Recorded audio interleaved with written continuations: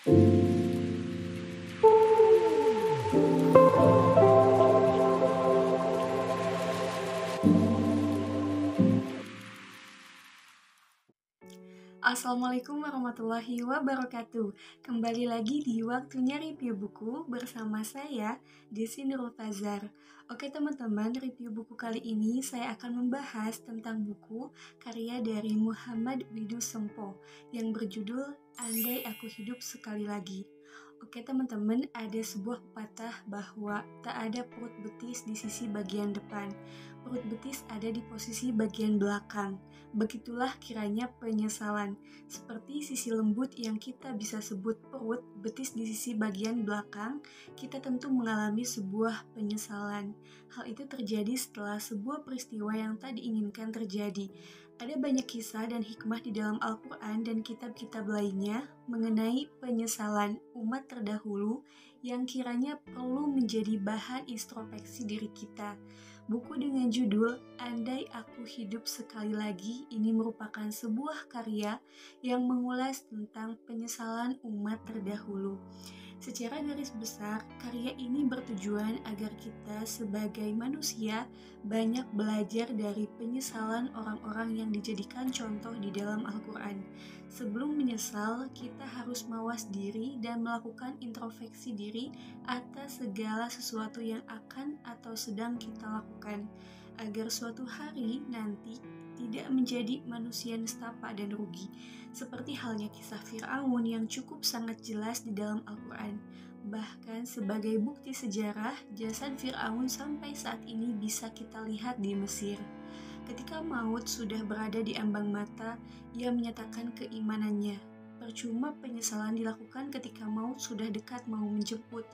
Dalam persoalan keimanan kepada kekuasaan Tuhan, Allah Subhanahu wa Ta'ala, kadang di antara umat manusia memang mempercayainya. Namun, mereka angkuh dan sombong sehingga mereka mengingkarinya. Sebenarnya, tak ada gunanya mengingkari diri sendiri atas kekuasaan dan keesaan Tuhan. Sedikit pun tak mengurangi jatah hidup yang kita miliki. Ibarat saudara kita memiliki kekayaan, tapi karena kita benci, maka kesombongan pun membuat kita lupa diri. Orang lain yang kaya dijelek-jelekan meski pada kenyataannya yang tak ada yang jelek. Jadi meski pada kenyataannya tak ada yang jelek, padahal kita tak punya apa-apa dibanding mereka.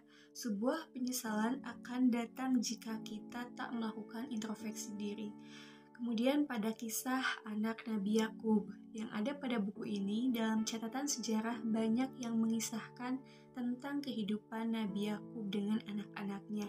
Salah satu hikmah yang bisa kita petik, jangan melakukan tindakan ceroboh agar tidak menyesal di kemudian hari sebagai kekalahan yang terasa sangat merugikan diri kita.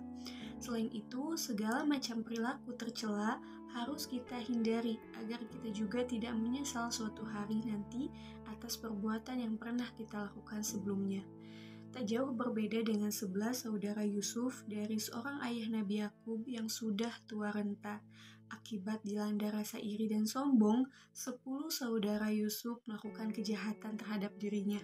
Yusuf dibenci karena ia mendapat kasih sayang dari ayahnya melebihi yang lainnya. Hingga Yusuf dibuang ke salah satu sumur dan diambil oleh sebuah kabilah lalu dijual. Tapi, saudara-saudara Yusuf bercerita bahwa Yusuf dimakan serigala saat mereka berburu.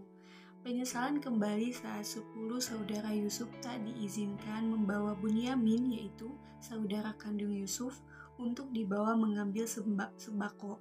Tapi pada akhirnya 11 saudara Yusuf bersujud kepadanya sebagaimana tergambar di dalam Al-Quran surah Yusuf. Dari kisah penyesalan saudara-saudara Yusuf, kita bisa mengambil hikmah bahwa iri hati dan dengki merupakan sumber malapetaka, baik bagi diri sendiri atau bagi orang lain. Maka dari itu, sebuah sifat iri atau dengki harus dijauhi.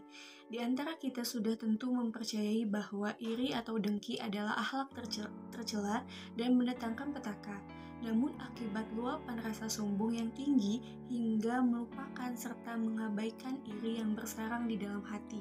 Semua orang tentu sudah tahu bahwa mencuri itu haram dan dilarang, tapi masih ada orang yang mempercayai hal tersebut, tetap melakukannya. Ketika sudah ditangkap, dipukul oleh massa dan dipenjara, baru mereka menyesali segala perbuatannya. Ketika sudah demikian, percuma menghindar dari tangan-tangan, batu, atau balok yang menghajarnya. Percuma menyesal ketika sudah penjara menjadi tempat hidup sehari-hari. Buku ini akan mengajak kita untuk melakukan yang terbaik, baik bagi diri kita sendiri atau bagi orang lain. Maka dari itu, sebelum menyesal, kita harus introspeksi diri sedini mungkin atas perbuatan yang kita lakukan selama ini. Penyesalan sangat menyakitkan, merugikan, dan membuat kita nestapa sebagaimana orang-orang dahulu yang menyesal, berarti yang digambarkan oleh Al-Quran dan juga para narapidana yang dipenjara saat ini. Mari belajar dari penyesalan umat terdahulu sebagai cermin dan introspeksi diri bagi kita. Nah, itulah review buku karya dari Muhammad Widusempo yang berjudul Andai Aku Hidup Sekali Lagi ini. Semoga apa yang sudah saya sampaikan bisa bermanfaat bagi kita semua. Sampai jumpa lagi di waktunya review buku selanjutnya. Bye. Wassalamualaikum warahmatullahi wabarakatuh.